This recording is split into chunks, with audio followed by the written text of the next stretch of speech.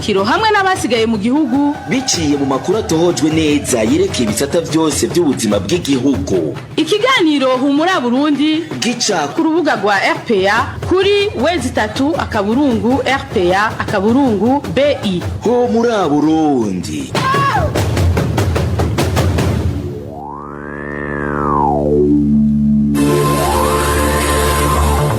Kula mikro muri kumwe na Ines Gakiza. Mwakoze kwitaba isango ry'ikiganiro Humura Burundi inshuti banywanyi ba RPA ijwi ry'abanyagihugu yarumanije imyaka 20 itanguye gusamirana hari kwigenekerezo rya 5 ntwarante umwaka wa 2001.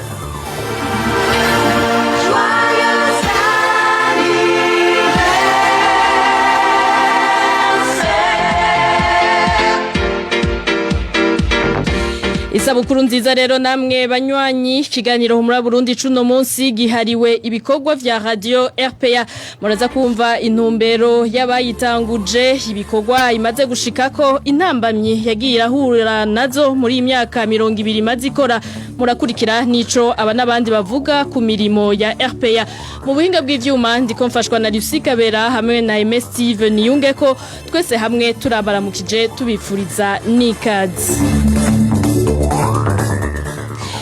Murahejeje kuvyumva RPA irakwije imyaka 20 itanguye gusamirana yashinzwe nande yarifise iyihe ntumbero Emile Nibasumba abidushikireko. Kubera ko bari barajushinga no guha ijambo abanyagihugu abamenyesha makuru ba kera barashinze Radio Publique Africaine mu mwaka w'ibihumbi 2000.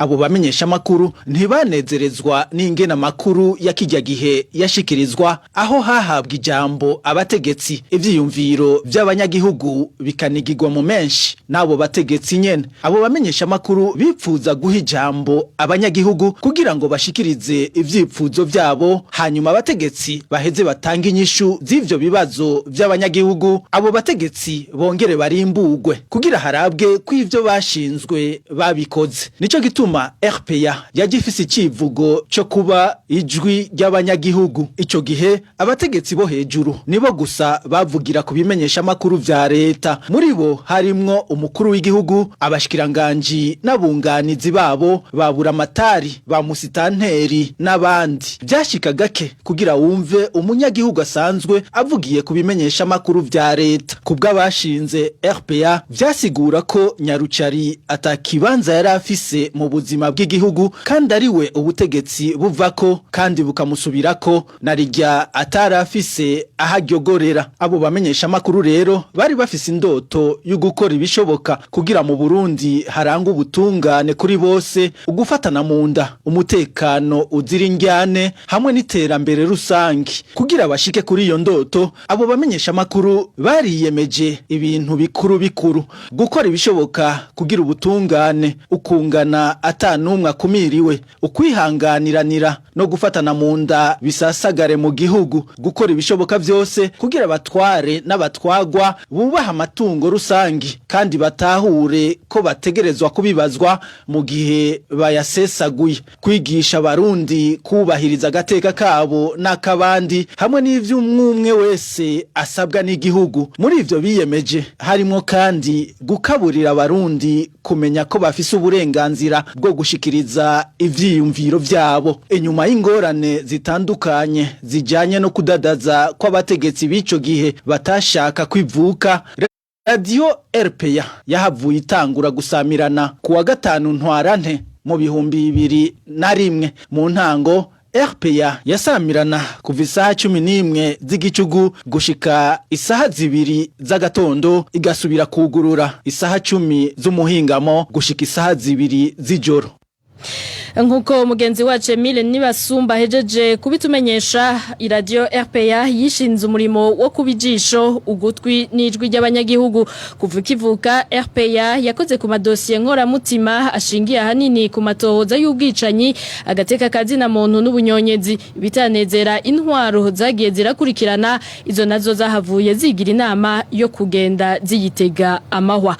Emmanuel Niyungeko aratwibutsa amadosiye makuru nibihe RPA yaciyemo. Iradiyo ijwi ry'abanyagihugu RPA yavutse igihe intambara zari zirese mu Burundi ntivyatevye ikuraho kirazira itangura guha ijambo imigwigwana. Uwa mbere yabaye Agatongwasa yararongoye umuhari Paripehutu FNL yavugiye kuri RPA mu ndwi ya mbere. Abamenyesha makuru ba RPA harimo na Alexis Nduhije yarayirongoye ntibatinya gusanga Paripehutu FNL mu misozi yo muri Bujumbura Rirari iyo bari bafise icicaro. Umuhari CNDD-FDD warakwirikiye mu bahawe ijambo na RPA ijwi ry'abanyagihugu nabo nyene RPA yabasanga mu birindiro vyabo. Nta uribagira nko kwigenekerezo rya 2023 Rusama umwaka wa 2002 aho RPA yishikira mu mitakataka mu ntara ya Bubanza aho uwo muhari ukorotse uva mu kibira washikiriza Joseph Nduhirubusa umwungere wa diocese Ruyigi. Uwo akaba yari yanyurujwe n'uwo muhari kwigenekerezo rya 17 Rusama uwo mwaka nyene w'2002. Mu gitondo c'igenekerezo rya 2021 Nyakanga umwaka wa 2001 RPA itarana kwiza amezi 4 itanguye gusamirana hatowe ikiziga ca Kassim Malan umunyakote d'Ivoire yaserukira ishirahamwe gita hamagara y'abantu kw'isi i Bujumbura. Iyo dossier RPA yayigize yayo yarakoze amatohoza yerekana uruhara rw'ubutegetsi muri urwo rupfu hari ku ntwaro y'umuhisi Perezida Major Petero Buyoya. Ku rutonde rw'amadosiye y'abicanyi RPA ijwi ry'abanyagihugu yarakoze amatohoza ku bwicanyi bw'abanywanyi b'imigambwe FNL MSD na Iprona mu mugambi bise Safisha. Uwo mugambi ukaba watanguye neza na neza muri 2006 aho ku Mukoni mu ntara ya Muyinga hagandagurwa aba FNL bagatungirwa ku biti imbere yo gutabwa mu ruzi Ruvubu. Colonel Vital Bangirinama niwe yararongoye ingabo zagirijwe ubwo bwicanyi. Iyo dossier ikaba ifitaniye isano na Kiriba Ondes. Idosiye nayo nyene RPA yashize ahabona.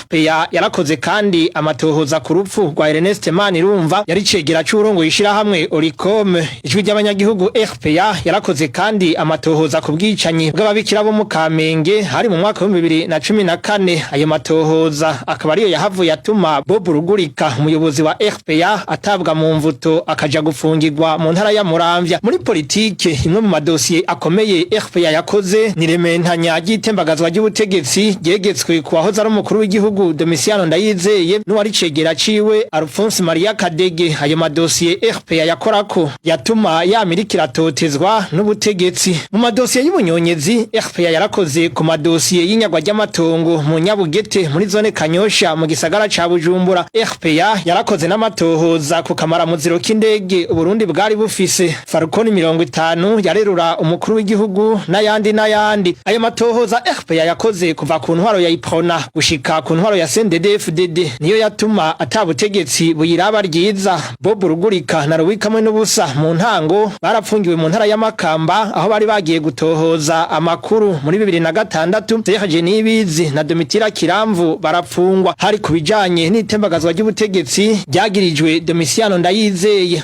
Kwa 16 Nyakanga umwaka wa 2003 ubutegetsi bwarafashe ingingo yo guhagarika ibiganiro vya RPA bwayagiriza kuvugisha Pasteur Habimana yavugira Paripehutu FNL. Kugenekerezo rya 14 Ruheshi umwaka wa 2005 Domitiano Ndayizeye yarafashe ingingo yo kuyugaza ku kiringo kitazwi. Kugenekerezo rya 70 Ndamukiza umwaka wa 2011 urwego CNC rwarafashe ingingo yo guhagarika ikiganiro Kabizi cari gikunzwe cyane kuri radio RPA. Ijwi ry'abanyagihugu kandi yarugariwe gato mu myerekano yo mu mwaka wa 2015. Mu nyuma zaho byabaye agahomera bunwa aho radio RPA ijwi ry'abanyagihugu yahavuye iturirwa abamenyesha makuru bayo bakangazwa.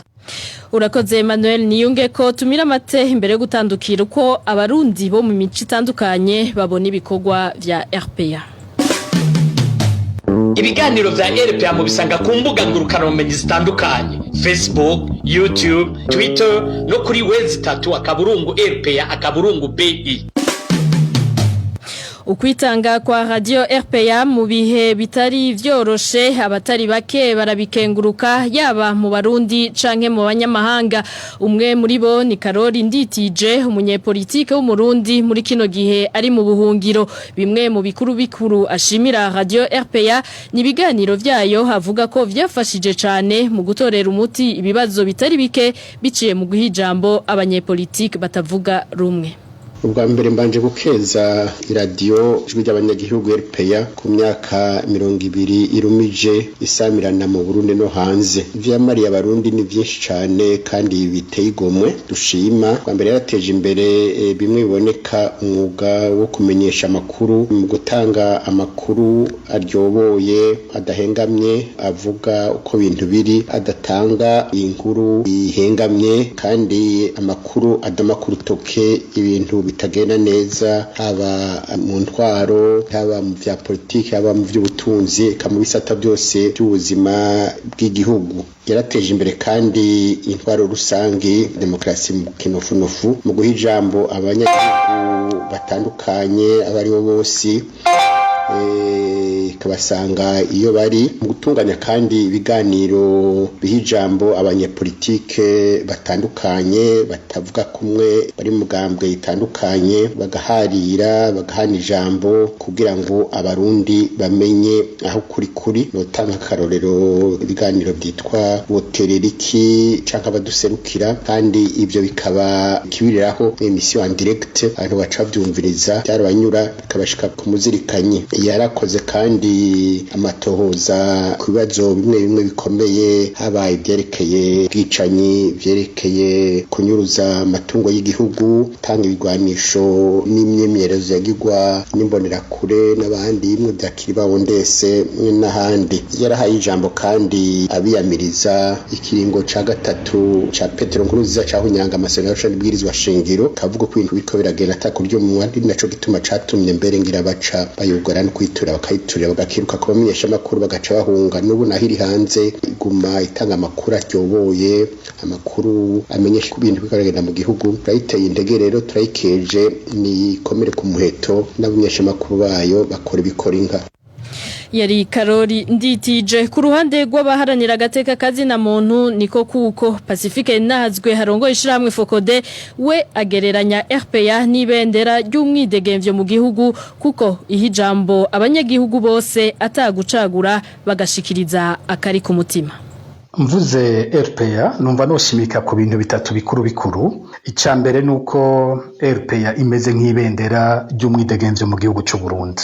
Iyo RPA ihari abarundi barumva bahema, barumva ko afise umwidegemvyo wabo, barumva ko bashobora gusohora ivyumviro vyabo. RPA ni ya radio ihijambo bose, abakomeye n'abanyagihugu batoyi mu mitumba. Ni ya radio ituma umunyagihugu ashobora kubaza ibibazo umutegetsi akomeye. RPA ni ya radio kandi ikora amatohoza akomeye cyane, igashira habona amarementanya abariko arakogwa n'ubutegetsi. RPA ihari abarundi babazi ko atabinyegezwa vyinshi biba bishoboka mu butegetsi bw'igihugu.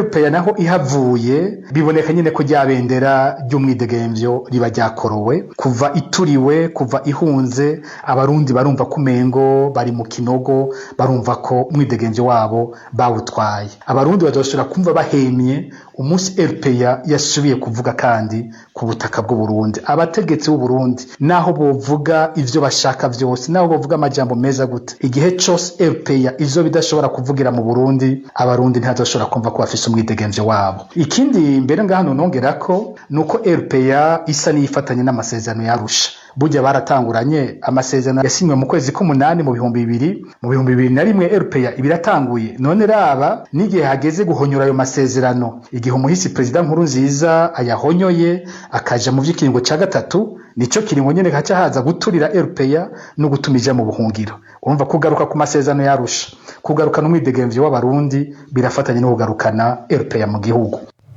Pacifique Nahazwe haremeza kandi ko RPA yakingiye ubuzima bwa benshi mu gushira habona umugambi mubi wa leta wo kugandagura inzira karengane, igikorwa ibandanya naho iri mu buhungiro. Kubwiwe rero ngo naho leta ibandanya gukandamiza no kunumya abanyagihugu bizoyigora gushikako kuko RPA yigishije abarundi guharanira agateka kabo. N'ubunyene Pacifique Nahazwe ubiravye woshobora kuvuga ko hariho uburundi bw'imbere ya RPA n'uburundi Burundi bw'inyuma ya RPA imaze kubaho. Abarundi bamaze kumva RPA n'abarundi ubona ko bamaze kwinjirwamwo n'umwidegemvyo no gusohora ivyumviro vyabo ku buryo bigoye gusubira kubifuta ukabibakuramwo. Ubutegetsi buragerageza kubahonyora no kubahonda, ariko abarundi urabona ko bagumana umutima w'umwidegemvyo ubabitsemwo gusohora ivyumviro vyabo. Nube iyo bari mu mitumba itandukanye y'u Burundi urumva bahamagara jendi mu bantu babaronka kenshi abanyagihugu bambwira bati dufashe duhumenyesha amakuru wa RPA, dufashe turonke ingene iyi nkuru yacu ishikira RPA. Ukaca wumva ko bamaze kwinjirwamwo nuko kuntu ikibaye gitegerezwa gusohoka ivyo kubinyegeza atabikibarimwo. Abategetsi b'u Burundi rero bakwiye kubona ko igihugu cyahindutse, hari ibintu bitagishoboka. Ya ntwaro ya jogora duhure Evariste Ndayishimiye akunda kuvuga buriya ntivyoroshe gusubira kuyisubizaho, ahubwo nibajyana n'igihe abategetsi bahari. Norangiza nibutsa ko RPA yakingiye ubuzima bwa benshi. Jewe nyene ndi mubo RPA yakingiye mu kwezi kw'icumi mu 2009 igihe nari ndongoye Urunani Force, igihe kandi nari imbere mu basaba ukuri n'ubutungane kwigandagwa rya Ernest Manirumva, niho RPA nayo yashize habona umugambi w'iperereza wo kungandagura. Kandi igihe intabari jikabishira habona narashoye gukingirwa nanje dakira, ndemeza ko RPA ico gihe yagize uruhare runini kugira jembe nkiriho. No mu 2014 mu kwezi kw'icumi RPA kandi yarasubira avuga umugambi ugira kabiri w'iperereza wo kungandagura. Aho hose vyaragiye biramfasha. Ivyo rero kandi ntivyakorewe jewe gusa, hari abandi barundi benshi batabawe na RPA, n'uyu munsi batabagwa na RPA. Uyu munsi nta kindi kinini numva noshobora kuvuga atari kwipfuriza isabukuru nziza RPA, kuyipfuriza ko yobandanya itera imbere nk'umuzinga, gushimira abakozi bayo bose, abarongozi ba RPA nabo mwebwe mwese muyikoramwo. Imana ibaje imbere, mubandanye mutera imbere. Eka n'abanyagihugu bo mu mico itandukanye bagize ico bashikiriza nabo nyene kuri uyu munsi Radio RPA irumanije imyaka 20 isamirana. Bose barashima igikorwa ciza cyo guharanira uburenganzira bwa kiremwa muntu RPA yamyikora kugeza n'aya mango.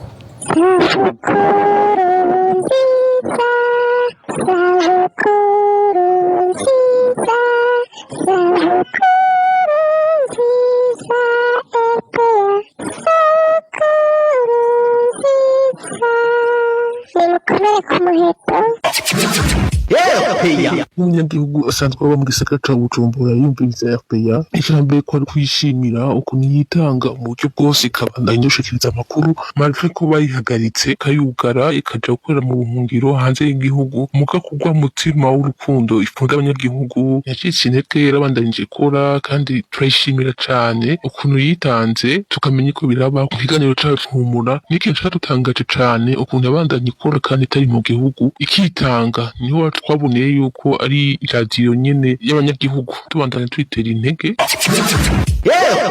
Turabishimira Radio Publique Africaine, ijwi ry'abanyagihugu ku myaka 20 imaze yitaho abenegihugu mu kubamenyesha inkuru zitandukanye zivugwa hirya no hino kuri aba barenganywa, abagirirwa nabi. Turayitera intege rero yibandanye igikorwa iriko, ariko akaba byashoboka bari mu gihugu hagati byo tworohera kumenya byinshi gusumba. Jewe nk'impunzi ndi mu kambi ya Nduta, turashima ibikorwa insamirizi RPA irangura mu kuduha amakuru meza atohojwe y'ingene impunzi z'abarundi tubayeho ngaha mu gihugu ca Tanzania. Kubw'isamirizi RPA turamenya impunzi ingene tubayeho, tukamenya impunzi ziba zanyurujwe no mu bibanza tutazi tukabimenya. Ikindi twokongera ko nk'impunzi turamenya amakuru yerekeye igihugu cacu c'u Burundi.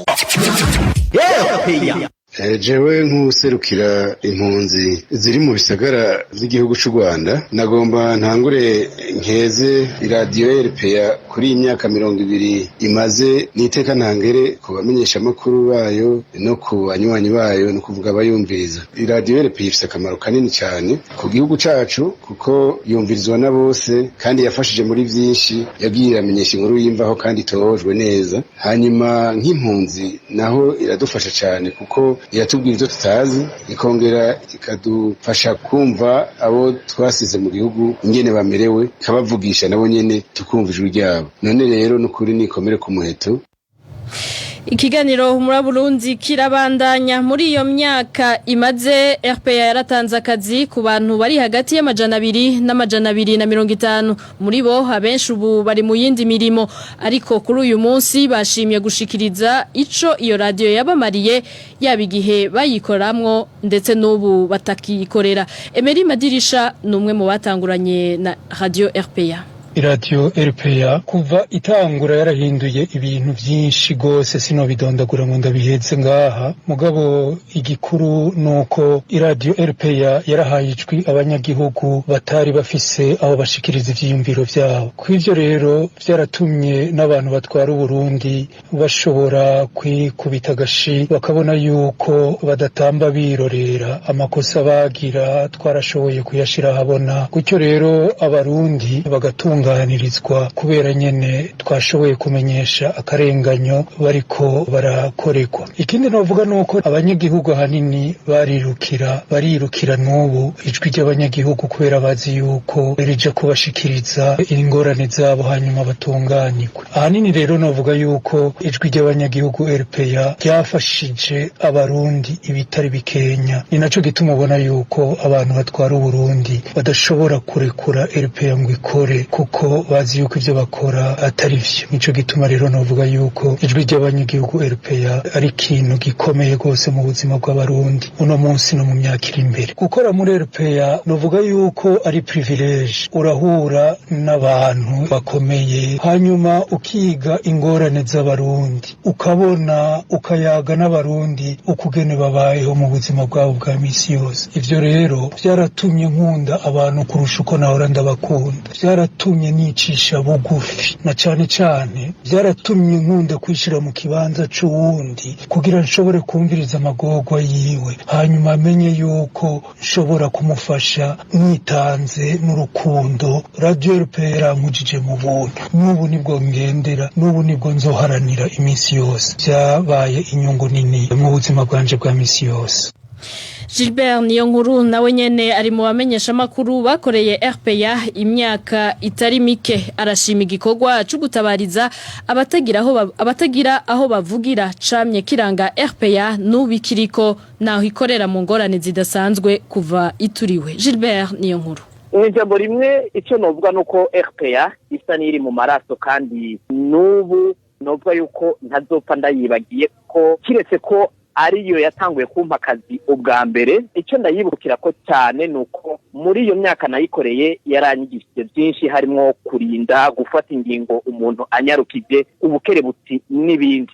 RPA abanyagihugu barayitura tugatabariza abantu bagiye kwicwa, tugatabariza abantu bariko baranyagwa amatongo bakiriwe imanza zitarizo maze leta ikabimenya canke ubutungane hejuru bukabimenya bugaheza bukabatunganiriza abandi ugasanga baraboshwe bidateye mu mategeko hanyuma twabivuga bakabohorwa bakagenda. Iradiyo nivyo impome z'inzu zaraturiwe igenekerezo rya 14 Rusama 2015 ariko nibaza yuko bataturiye akarangamutima k'iyo radiyo kuko nubu abamenyesha makuru bayo baracakora kandi ibandanye ikorera abanyagihugu akaroka hafi nako notanga ku mwana w'impunzi yari muri Tanzania yaradutabaje. Hanyuma hari abantu bari mu mahanga b'umutima w'urukundo n'ikigongwe bahavuye bafasha iki kiraboneka kuvana uwo mwana imukuri Tanzania imuzana muri Kigali hanyuma bararisha ibitaro yari amafaranga atari make. Uno mwana no munsi nibaza yuko ari karakura kandi aho abavyeyi biwe bari bararyohewe. No kuvuga rero leta yaturiye radio impome ntiyaturiye ibikorwa n'akarangamutima n'urukundo abamenyesha makuru ba RPA bafite kuri uwo mwuga n'ubwo bafitiye abanyagihugu.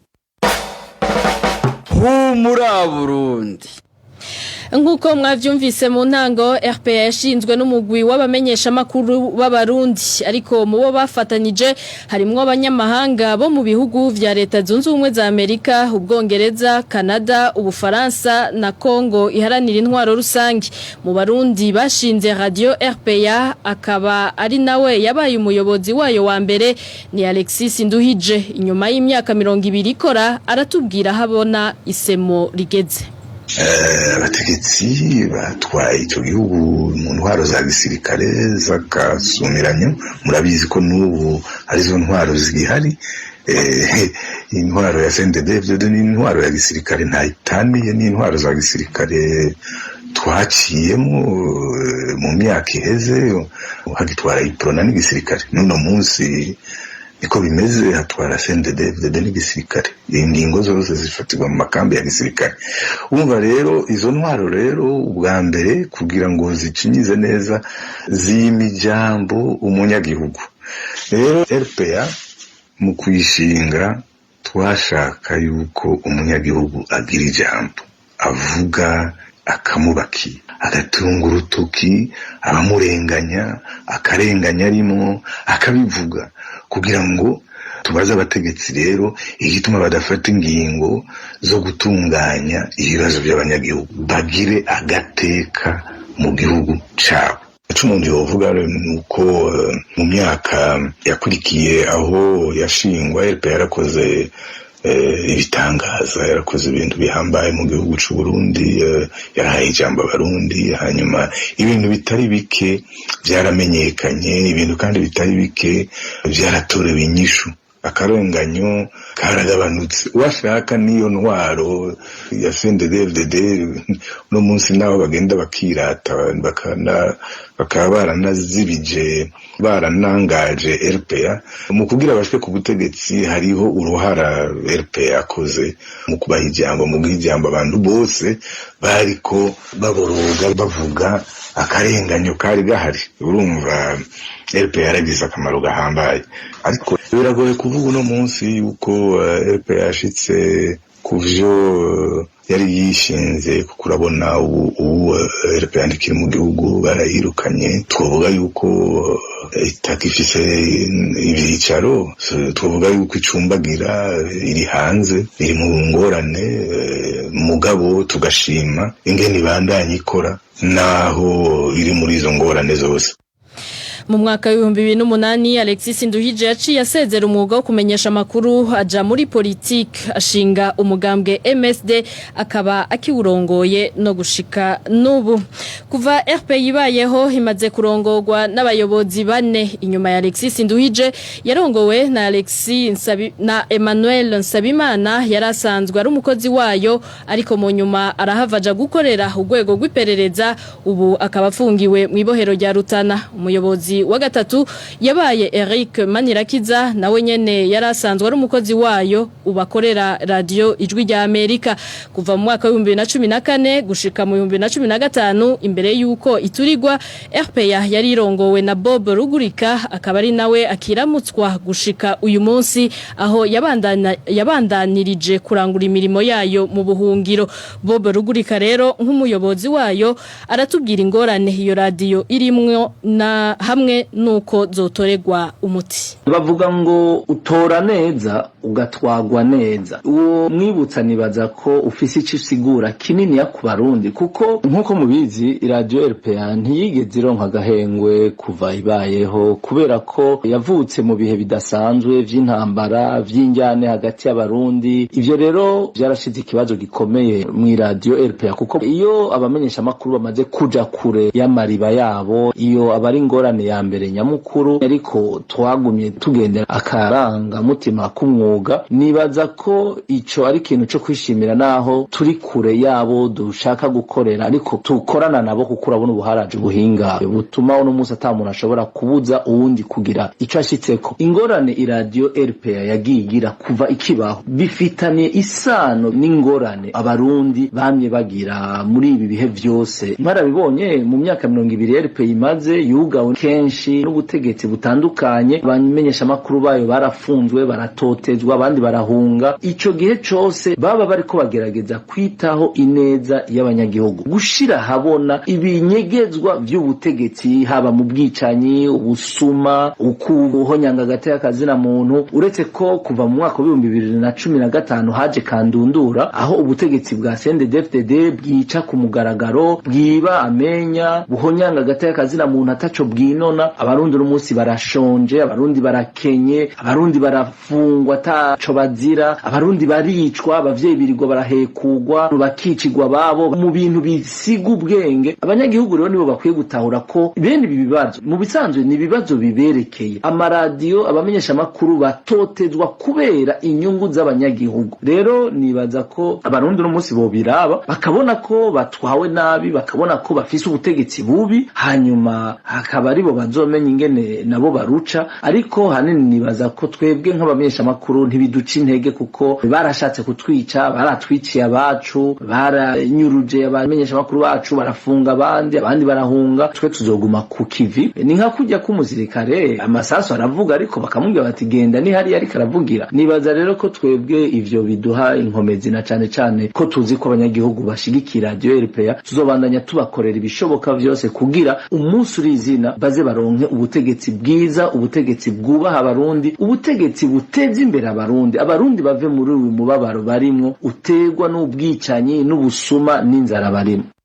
Bob Rugurika, umuyobozi wa Radio RPA, ni kuri iryo jwi ryiwe dusozereye ko ikiganiro Humura Burundi cuno wa gatanu ntwarante umwaka wa 2021.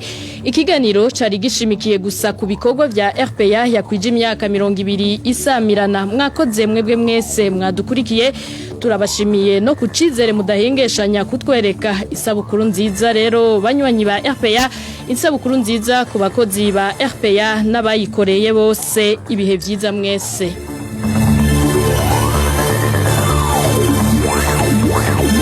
Humura Burundi ni ikiganiro gihuza abarundi bahunze igihugu c'amavukiro n'abasigaye hagati mu gihugu biciye mu kubashikiriza amakuru atosoye.